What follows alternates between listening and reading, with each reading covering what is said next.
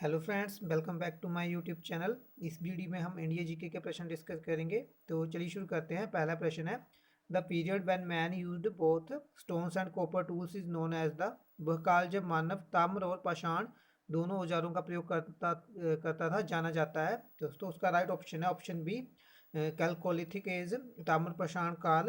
Chalcolithic as का जो शाब्दिक का जो अर्थ है वो होता है कॉपर और स्टोन का जो यूज़ करना। ठीक है। और दोस्तों जो मोनोलिथिक एज है उस काल को कहते हैं काल नहीं है। मोनोलिथिक जो है वो एक भूविज्ञान का शब्द है, ये एक आश्रम शब्द है। जो जो कि बिना जोड़ वाले या किसी बहुत बड़े आकार के पत्थर या जो पर्वत है या शिला है उसे जो कहते हैं। ठीक है। और जो नियोलिथिक है, नियोलिथिक एज मतलब नवपाषाण काल जो है वह काल माना जाता है जब मानव ने जो अनाज उगाकर तथा पशुओं को पालतू बनाकर भोजन पर्याप्त मात्रा में साधन जुटा लिए थे। ठीक है। और ऑप्शन डी में मेटल एज। मेटल एज उस काल को कहते हैं जिसमें मनुष्य में लोहे का इस्तेमाल किया। ठीक है। और दोस्तों मनुष्य ने जो सबसे पहले जिस धातु का उपयोग किया वो तांबा था। वो उसके द्वारा जो तांबे से जो पहला उसने औजार बनाया था वो था कुल्हाड़ी। ठीक है। नेक्स्ट क्वेश्चन है two, which was the most important divinity of Rigveda. Rigveda के सर्वाधिक महत्वपूर्ण देवता कौन थे? तो दोस्तों एज दिए गए ऑप्शन में ऑप्शन बी जो है वो राइट ऑप्शन होगा। अग्निदेव जो है उनको महत्वपूर्ण स्थान दिया गया था। ठीक है।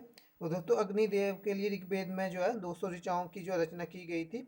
और ऋग्वेद के जो सबसे महत्वपूर्ण देव थे अग्निदेव से पहले वो थे इंद्रदेव। और उनके लिए जो है 250 ऋचाओं की जो है रचना की गई थी। दोस्तों ऋग्वेद जो है वो प्रथम वेद है। इसमें 10 मंडल, 1028 सूक्त और 10,462 जो है ऋचाएं हैं। ठीक है। और ऋग्वेद के रचयिता जो विश्वामित्र थे। और इनके ऋग्वेद का जो तीसरा मंडल है उसमें सूर्य देवता सावित्री को समर्पित प्रसिद्ध गायत्री मंत्र के बारे में दिया गया है। और इसके जो नौवां मंडल है उसमें सोम देवता सोम का उल्लेख है। और ऋग्वेद का जो 10वां मंडल है उसमें वर्णित पुरुष सूतक है जिसके अनुसार 4 वर्ण है, ब्राह्मण, क्षत्रिय, वैश्य तथा शूद्र। और ये जो है आदि पुरुष ब्रह्मा के जो क्रमशः मुख, भुजाओं, जंघाओं और चरणों से जो है उत्पन्न हुए हैं। ठीक है। नेक्स्ट क्वेश्चन है three, the introduction of Buddhism into China is traditionally attributed to. चीन में बौद्ध धर्म के प्रारंभ तथा श्रेय पारंपरिक रूप से किसे दिया जाता है? दोस्तों ये दिया जाता है ऑप्शन बी, कश्यप मतंग। भारत के एक बौद्ध भिक्षु हुए जिन्होंने जो है प्रथम शताब्दी में सबसे पहले चीन में बौद्ध धर्म का सूत्रपात किया तो वो थे कश्यप मतंग। फोर है, the most commonly used coin during the Mauryan period was. Maurya काल के दौरान सर्वाधिक प्रयुक्त सिक्का था तो दोस्तों वो था ऑप्शन डी, कर्षपन्ना। ठीक है। दिस इज राइट ऑप्शन है। नेक्स्ट प्रश्न है, इन अशोकास एडमिनिस्ट्रेशन राजुकास लुक्ड आफ्टर।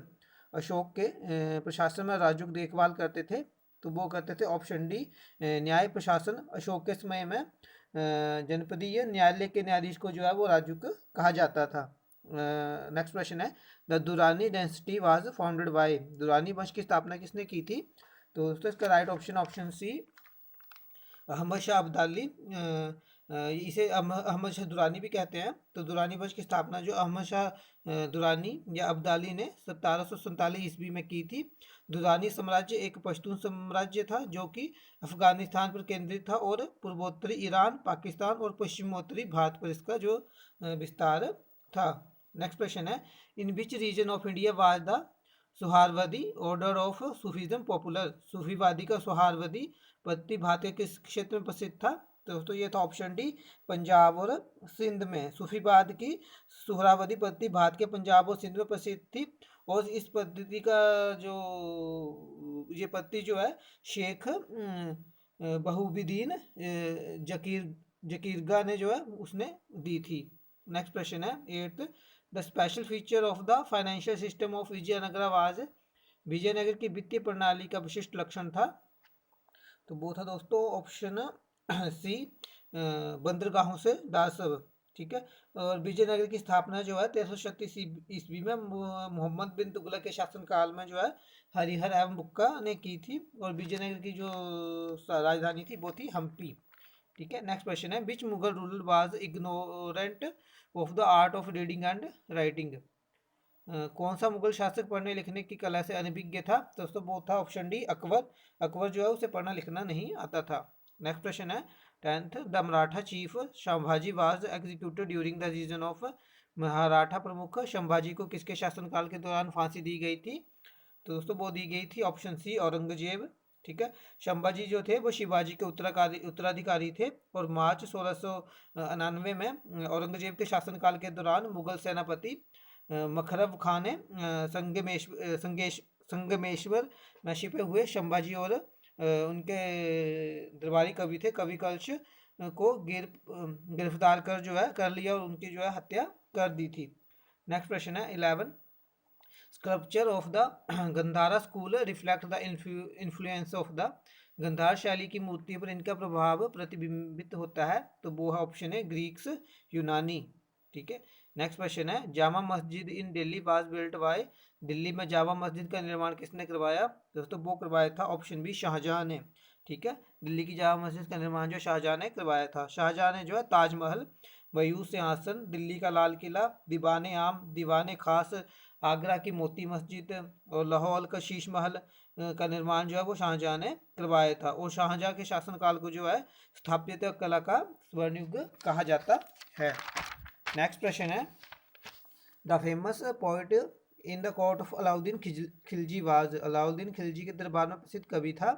दोस्तों बोथ ऑप्शन डी अमीर खुसरो। ठीक है। अमीर खुसरो ऐसे कवि थे जिन्होंने कि 8 सुल्तानों का जो शासनकाल दिल्ली पर देखा था। नेक्स्ट क्वेश्चन है 14, who among the following scholar was the first to visit India. Bharat की यात्रा करने वाला प्रथम विद्वान निम्न में से कौन था? दोस्तों बोथ ऑप्शन डी फाहियान। ठीक है। फाहियान ये जो है चीनी यात्री जो है गुप्त नरेश चंद्रगुप्त द्वितीय के दरबार में आया था और ये जो है 14 वर्षों तक भारत में रहा था। दोस्तों हेनसांग जो है ये हर्षवर्धन के शासनकाल में भारत आया था। हेनसांग ने जो है 629 ईस्वी में चीन से भारतवर्ष के लिए प्रस्थान किया और लगभग एक वर्ष की यात्रा के बाद सर्वप्रथम ये भारतीय राज्य कपिशा में पहुंचा था। ठीक है। भारत में 15 वर्षों तक ठहरकर 645 ईस्वी में चीन लौट गया। वह बिहार में नालंदा विश्वविद्यालय स्थित नालंदा विश्वविद्यालय में अध्ययन करने तथा भारत से बौद्ध ग्रंथों को एकत्र कर ले जाने के लिए आया था। और इसका भ्रमण वृत्तांत जो है सीयूकी नाम की एक प्रसिद्ध पुस्तक है उसमें मिलता है, जिसमें कि 138 देशों का विवरण मिलता है। और जो इब्न बतूता है ये 1333 ईस्वी में दिल्ली पहुंचने पर इसकी विद्वत्ता से प्रभावित होकर जो है सुल्तान मोहम्मद बिन तुगलक ने इसे दिल्ली का काजी या न्यायाधीश नियुक्त किया गया था। और इब्न बतूता ने जो है अरबी भाषा में अपनी यात्रा का वृत्तांत लिखा था जिसे कि रहला कहा जाता है। ठीक है। और दोस्तों जो मार्को पोलो है ये 13वीं शताब्दी के अंत में पांड्य देश की यात्रा पर आया था और इसका विवरण जो है पांड्य इतिहास के अध्ययन के लिए उपयोगी है।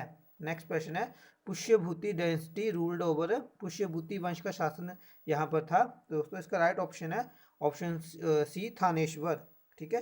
पुष्यभूति वंश का शासन जो है थानेश्वर था। थानेश्वर हरियाणा के कुरुक्षेत्र जिले में स्थित वर्तमान थानेश्वर स्थान है और इस वंश की स्थापना जो है पुष्यभूति ने की थी और इस वंश को जो है वर्धन वंश के नाम से भी जो है जाना जाता है।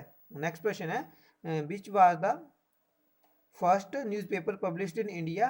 भारत में प्रकाशित प्रथम समाचार पत्र कौन सा था? दोस्तों वो था option B Bengal gazette. Bengal gazette का प्रकाशन जो है 1780 में कलकत्ता में जेम्स ऑस्टम हिक्की ने जो है किया था। नेक्स्ट क्वेश्चन है, sir Charles Wood despatch of 1854 dealt primarily with. Sir Charles Wood 1854 का डिस्पैच प्राथमिक रूप से संबंधित था। दोस्तों ये था ऑप्शन डी शैक्षणिक सुधार। ठीक है। नेक्स्ट क्वेश्चन है 18, the first governor general of India was. Bharat का प्रथम गवर्नर जनरल था। तो दोस्तों वो था option D Lord William Bentinck. 1833 ईस्वी के चार्टर्ड एक्ट द्वारा बंगाल के गवर्नर जनरल को जो है भारत का गवर्नर जनरल बना दिया गया और इस प्रकार जो है भारत का प्रथम governor general Lord William Bentinck हुआ था। नेक्स्ट क्वेश्चन है 19, Mahatma Gandhi thoughts were greatly influenced by. Mahatma Gandhi के विचार अत्यधिक प्रभावित थे। तो दोस्तों ये थे ऑप्शन सी भागवत गीता से। नेक्स्ट क्वेश्चन है 120 और लास्ट प्रश्न है इस वीडियो का, the Cripps mission visited India during the reason of. Cripps mission किसके शासनकाल के दौरान भारत आया था? दोस्तों ये आया था option A Lord Linlithgow. ठीक है, इनके शासनकाल में जो है ये आया था। ठीक है, तो दोस्तों ये थे कुछ प्रश्न आज की इस वीडियो में। आई होप आपको वीडियो अच्छी लगे। अगर आपको वीडियो अच्छी लगती है तो इसे लाइक करें, शेयर करें और मेरे चैनल को सब्सक्राइब कर लें।